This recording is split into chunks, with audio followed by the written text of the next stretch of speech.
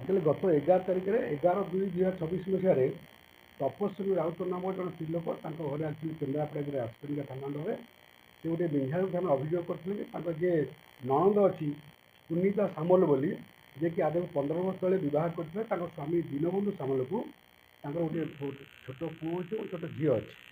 ତାଙ୍କର ଆଲିଗେସନ୍ ଥିଲା କି ତାଙ୍କର ଶାଶୁ ଶ୍ୱଶୁର ଏବଂ ସ୍ୱାମୀ ଝିଅର ନଣନ୍ଦ ଏବଂ ସମସ୍ତେ ମିଶି ତାଙ୍କ ନଣନ୍ଦକୁ ତଣ୍ଟି ଚିପି ହତ୍ୟା କରିଛନ୍ତି ଏବଂ ତାଙ୍କ ବାରି ପାଖରେ ପୋଡ଼ି ଦେଇଛନ୍ତି। ଏ ସମ୍ବନ୍ଧରେ ଆମର ଗୋଟେ କେସ୍ ହେଇଥିଲା ବିଞ୍ଝାରପୁର ପୋଲିସ୍ ଷ୍ଟେସନର 78/2026। ତାକୁ ଆମର ଆଇଆଇସି ବିଲମଗୋଳ ସେଠି ଇନଭେଷ୍ଟିଗେସନ୍ କରୁଥିଲେ ଏବଂ ତାଙ୍କୁ ଆସିଷ୍ଟ କରୁଥିଲେ ଆମର ପାର୍ବତୀ ମଲ୍ଲିକ ବୋଲି ଆଉ ଜଣେ ସେକେଣ୍ଡ ଇନ୍ସପେକ୍ଟର। ସେତେବେଳେ ଆମେ ସ୍ପଟ୍ ଭିଜିଟ୍ କରିଥିଲୁ। ସ୍ପଟ୍ ଭିଜିଟ୍ରେ ଆମେ ଯାହା ଦେଖିଥିଲୁ, ସ୍ପଟ୍ ଭିଜିଟ୍ ଆମେ ସାଇଣ୍ଟିଫିକ୍ ମଧ୍ୟ ସହାୟତା ନେଇଥିଲୁ। ସ୍ପଟ୍ ଭିଜିଟ୍ ଦେଖିଥିଲୁ ସେ ଡେଡ୍ ବଡ଼ି ପୋଡ଼ି ଯାଇଥିବା ଅବସ୍ଥା ତାଙ୍କ ବାରି ପଛପଟେ ପଡ଼ିଥିଲା। ତାଙ୍କ ଡେଡ୍ ବଡ଼ି ସ୍ପଟ୍ ଭିଜିଟ୍ କଲାବେଳେ ଆମେ ଯାହା ଆଇଓ ପ୍ଲସ୍ ଏସ୍ଓ ପ୍ଲସ୍ ଆମର ଏଏସ୍ଓ ସେମାନେ ସାଇଣ୍ଟିଫିକ୍ ଟିମ୍ ଲଗାଇ ଆମେ ସ୍ପଟ୍ ଅନୁଧ୍ୟାନ କରିଥିଲୁ। ସ୍ପଟ୍ରୁ କିଛି ଆମକୁ କିଛି କ୍ଲୁ ଫିଜିକାଲ୍ କ୍ଲୁ ଆମକୁ ମିଳିଥିଲା। ଆମେ ଦେଖିଥିଲୁ ଯଥା କ'ଣ କି ତା'ର ମୁଣ୍ଡରେ ଗୋଟେ ହେଡ଼ ଇଞ୍ଜୁରି ଥିଲା ଏବଂ ତା'ର ଯେଉଁ ବଡ଼ିଟା ବର୍ନ ଇଞ୍ଜୁରି ଥିଲା ତା'ର ତଳପଟୁ ଇଞ୍ଜୁରି ଥିଲା। ତା'ର ହେଡ଼୍ ପାର୍ଟଟା ବା ତା'ର ଛାତିରୁ ଉପରୁ କୌଣସି ଇଞ୍ଜୁରି ନଥିଲା, ବର୍ନ ଇଞ୍ଜୁରି ନଥିଲା। ତା ତ ଯେଉଁ ପ୍ଲାଷ୍ଟିକ୍ ଡିଜେଲ ଜାର୍ ଥିଲା ସେ ଜାର୍ଟା ଆମର ଡେଡ୍ ବଡ଼ିକି ଆଟାଚ୍ ହେଇକି ପଡ଼ିଥିଲା ଏବଂ ସେ ସ୍ପଟ୍ରେ ସେ ପୋଡ଼ି ଯାଇଥିଲା ବୋଲି ଆଲିଗେସନ୍ ଥିଲା। ସେ ସ୍ପଟ୍ କୌଣସି ପ୍ରକାର ଡିଷ୍ଟର୍ବ ହୋଇନଥିଲା। ତେଣୁ ସେଇ ଜାଗାରେ ଆମର ମଧ୍ୟ ସନ୍ଦେହ ସୃଷ୍ଟି ହୋଇଥିଲା। ତାପରେ ଯେହେତୁ ଆମେ ଆଲିଗେସନ୍ ଥିଲା ହତ୍ୟା ବୋଲି ଆମେ ତା'ର ସ୍ୱାମୀକୁ ପ୍ରଥମେ ଆପ୍ରେଣ୍ଡ କରିଥିଲୁ। ସ୍ୱାମୀକୁ ଆପ୍ରେଣ୍ଡ କଲା ପରେ ଆମେ ସମସ୍ତ ଜିନିଷ ସ୍ୱାମୀ ଠାରୁ ପଚାରି ବୁଝିଲୁ, ଜଣାପଡ଼ିଲା ସ୍ୱାମୀ ନିଜେ ମଧ୍ୟ ସୋମଠୁ କନଫେସ୍ କଲା ପୁଲିସର କଷ୍ଟଡି ଥାଇକିରି ଯେ ତା ସ୍ତ୍ରୀ ଏବଂ ସ୍ୱାମୀ ଦୁଇ ଜଣ ମିଶିକି ସେ ଯେଉଁ ଅଞ୍ଚଳରେ ଯେଉଁ ଫାଇନାନ୍ସ କମ୍ପାନୀ ଅଛି ମହିଳା ସ୍ୱୟଂସେବକ ଅଛି, ସେ ସ୍ୱୟଂସେବକରୁ ବହୁତ ଗୁଡ଼ିଏ ଟଙ୍କା ସେମାନେ ଲୋନ୍ କରିଥିଲେ ତାଙ୍କ ନିଜ ପରିବାର ପାଇଁ। ଯେତେବେଳେ ତା ନେକ୍ସଟ ଡେ ବା ତା ପରଦିନ ଅର୍ଥାତ୍ ଯେଉଁଦିନ ଡିସିଜ୍ ମଲା ସେଦିନ ଗୋଟେ ଫାଇନାନ୍ସ କମ୍ପାନୀର ଅନ୍ନପୂର୍ଣ୍ଣା ଫାଇନାନ୍ସର ସେଠି ସେମାନେ ଲୋନ୍ ରିପେମେଣ୍ଟ କରିବାକୁ ଥିଲା। ତା ସ୍ତ୍ରୀ ଯେତେବେଳେ ତା ସ୍ୱାମୀକି ସେ ରାତିରେ ସେ କହିଛି ଟଙ୍କା 5,300 ଟଙ୍କା ଦରକାର ଲୋନ୍ ରିପେମେଣ୍ଟ ପାଇଁ, ତା ସ୍ୱାମୀ ତାକୁ ଦେବାରେ ଅସମର୍ଥ ହେଇଛି ଏବଂ ତା ସ୍ତ୍ରୀ ସହିତ ଝଗଡ଼ା ହେଇଛି, ପ୍ରାର୍ଥନା ହେଇଛି। ଉଭୟ ପ୍ରାର୍ଥନା ପରେ କିଛି ସମୟ ପାଇଁ ତା ସ୍ୱାମୀ ପଳେଇଥିଲା ବାହାରକୁ, ମାତ୍ର ରାତି 9:30 ବେଳକୁ ପୁନର୍ବାର ଫେରିଲା ପରେ ତା ସ୍ତ୍ରୀ ମଧ୍ୟ ସେଇ କଥା କହିଛି ଯେ ଆସନ୍ତାକାଲି ସେ ଲୋନ୍ ପାଇଁ ମଧ୍ୟ ତାଙ୍କ ଲୋକ ଆସିବେ, ତେଣୁ ଟଙ୍କା କୌଣସି ପ୍ରକାର ଆଗକୁ ପଇସା କରିଛି। ତା ସ୍ୱାମୀ ତା ସହିତ ପାଟିତୁଣ୍ଡ କରିଥିଲା, ଝଗଡ଼ା କରିଥିଲା ଏବଂ ତା ଘରର ଅନ୍ୟ ଫ୍ୟାମିଲି ମଧ୍ୟ ଅଛନ୍ତି, ଶ୍ୱଶୁର କୁହନ୍ତୁ, ଦିଅର କୁହନ୍ତୁ, ନଣନ୍ଦ କୁହନ୍ତୁ, ସେମାନେ ସମସ୍ତେ ମଧ୍ୟ ତା ସ୍ତ୍ରୀ ଉପରେ ଚାପ ପ୍ରୟୋଗ କରିଥିଲେ ଏବଂ ତାକୁ ଟଙ୍କା ଦେଇପାରିବେ ନାହିଁ କହିଥିଲେ। ଅନ୍ୟପଟେ ସ୍ତ୍ରୀ ପୁନିତାର ନାଁରେ ମଧ୍ୟ ଲୋନ୍ ହେଇଥିଲା।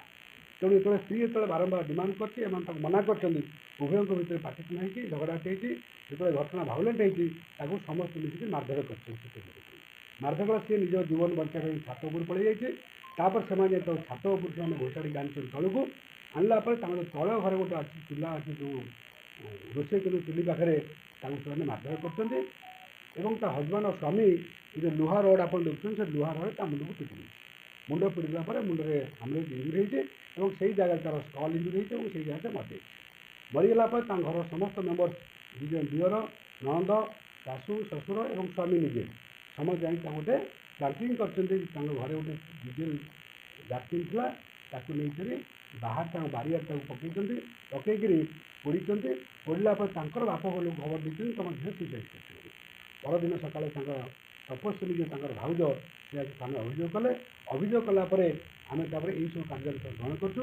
ଗ୍ରହଣ କଲା ପରେ ତା ସ୍ୱାମୀର କଥାକୁ ଆମେ ଗ୍ରହଣ କଲୁ ଏବଂ ତା ସ୍ୱାମୀ କହିବା ମୁତାବକ ସେ ଯେଉଁ ଜାଗାରେ ଲୁଚେଇ ରଖିଥିଲା ଏ ଲୁହା ରଡ଼୍ଟା ଯାହାକୁ ସେ ୱିପନ୍ ଅଫ୍ ଅଫେନ୍ସ ୟୁଜ୍ କରିଥିଲା, ସେ ଲୁହା ରଡ଼୍ ମଧ୍ୟ ରିକଭର ଦେଇଛି। ଆମେ ତାକୁ ଜବତ କରିଛୁ ଏବଂ ଅନ୍ୟ ସମସ୍ତ ଆକ୍ୟୁଜକୁ ଆମେ ଗିରଫ କରିବା ସକ୍ଷମ ହୋଇଛୁ। ସେ ଗିରଫ ଆସାମୀମାନେ ହେଲେ ତା ସ୍ୱାମୀ ଯିଏ ଅଛି ଦୀନବନ୍ଧୁ ସାମଲ, ତାକୁ ଗିରଫ କରୁଛୁ। କୃପା ସିନ୍ଧୁ ସାମଲ ତା'ର ଦିଅର, ଆଉ ଗୋଟେ ଦ୍ୱାରିକାନ୍ତ ସାମଲ ତା'ର ଶ୍ୱଶୁର, ରେବତୀ ସାମଲ ତା ଶାଶୁ, ରେବତୀ ସାମଲ ଶାଶୁ, ସବିତା ସାମଲ ହେଉଛି ତା'ର ନଣନ୍ଦ, ଯାହା ଏଇଭଳି ଆମେ 5 ଜଣଙ୍କୁ ଗିରଫ କରୁଛୁ ଏବଂ ସେମାନଙ୍କୁ ଗତକାଲି ଗିରଫ କରୁଛୁ। ଗୋଟେ କହିଲି ଦୀନବନ୍ଧୁ ସାମଲ ହଜବ୍ୟାଣ୍ଡ, କୃପା ସିନ୍ଧୁ ସାମଲ ତା'ର ଦିଅର, ଦ୍ୱାରିକାନ୍ତ ସାମଲ ଶ୍ୱଶୁର, ସବିତା ସାମଲ ଯାହା, ରେବତୀ ସାମଲ ତା ମଦର ଇନ୍ ଲ ବା ଶାଶୁ। ଏଇଭଳି 5 ଜଣଙ୍କୁ ଆମେ ଗତକାଲି ଗିରଫ କରୁଛୁ ଏବଂ ଆଜି ତାଙ୍କୁ କୋର୍ଟ ଚାଲାଣ କରୁଛୁ। ମୋଟିଭ୍ ଥିଲା କେବଳ ମୋଟିଭ୍ ଥିଲା କହିଲେ ଆପଣ ଫାଇନାନ୍ସ କମ୍ପାନୀର ପଇସା ପରିଶୋଧ କରିବା ପାଇଁ ତାଙ୍କ ଭିତରେ ଯୁକ୍ତିତର୍କ ହେଲା ଏବଂ ଆଉଟ୍ ଅଫ୍ ସଡନ୍ ପ୍ରଭୋକେସନ୍ ତା ସ୍ୱାମୀକୁ ବାହାରିଲା ଏବଂ ଅନ୍ୟମାନଙ୍କ ମଧ୍ୟ ତାହେଲେ ଏଇଭଳିଆ ଇନଫର୍ମେସନ୍ ସେମାନେ ସମସ୍ତେ ମିଳିତ ମାରିଛନ୍ତି ଏବଂ ସବସିକ୍ୱେଣ୍ଟ ତାକୁ ମଧ୍ୟ ପୋଡ଼ିକିରି ଗୋଟେ ଅନ୍ୟ ରୂପ ଦେବା ପାଇଁ ଡିସାଇପର ଅଫ୍ ଏଭିଡେନ୍ସ ପାଇଁ ସେମାନେ ଉଦ୍ୟମ କରିଥିଲେ। ପୁନିତା ସାମନାର ଫାଇନାନ୍ସ ସେ ତ ଗୁଡ଼ାଏ ଖଣ୍ଡ ଆଣିଥିଲେ, ଅନ୍ନପୂର୍ଣ୍ଣା ଆଣିଥିଲେ, ଆଉ ଗୋଟେ ସମତା ଫାଇନାନ୍ସ ଥିଲା, ଏଇଭଳି ଗୁଡ଼ାଏ ଫାଇନାନ୍ସ ଟଙ୍କା ଆଣିଥିଲେ। କିନ୍ତୁ ଅନ୍ନପୂର୍ଣ୍ଣା ଫାଇନାନ୍ସରେ ଗତ on the day of occurrence Annapurna ଫାଇନାନ୍ସର ରିପେମେଣ୍ଟ ପାଇଁ ଥିଲା। ସେଇ ସିମ୍ପୁଲ ଥିଲେ 80,000 ଟଙ୍କା ସବୁ ଆଣିଥିଲେ, 5,300 ଟଙ୍କା ତାକୁ ରିପେମେଣ୍ଟ କରିବା ପାଇଁ ଥିଲା। ନା ଅଲଗା ବି ଆଣିଥିଲେ। ମୁଁ ଆପଣଙ୍କୁ କହିଲି ଗୋଟେ ସମତା ଫାଇନାନ୍ସ ଅଛି, ଗୋଟେ ଅନ୍ନପୂର୍ଣ୍ଣା ଫାଇନାନ୍ସ ଅଛି, ଆଉ ଗୋଟେ ସ୍ୱତନ୍ତ୍ର ଫାଇନାନ୍ସ ଅଛି। ଏମିତି ଗୁଡ଼ାଏ ଖଣ୍ଡ ଆଣିଥିଲେ। ଆଉ ଅନ୍ୟ କେଉଁ ଫାଇନାନ୍ସିଆଲ ଲୋନ୍ ଆଣିଥିଲେ ସେଟା କାମ